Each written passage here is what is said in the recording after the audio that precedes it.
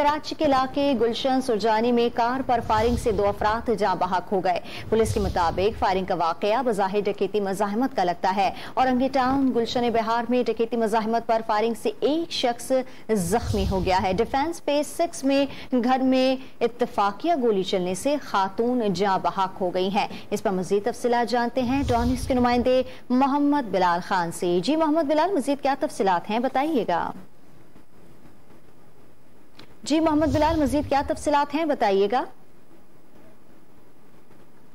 जी बिल्कुल, देखिए सरजानी के इलाके में नामालूम मुल्जिमान की जानिब से कार पर फायरिंग की गई थी और फायरिंग के बाद 2 अफराद जख्मी हुए थे जिन्हें तिब्बी इमदाद के लिए अस्पताल मुंतकिल किया गया था, लेकिन दोनों अफराद जो है वो जाँ बहक हो गए थे। जाँ बहक अफराद में से एक की शिनाख्त नसीम जावेद के नाम से हुई है।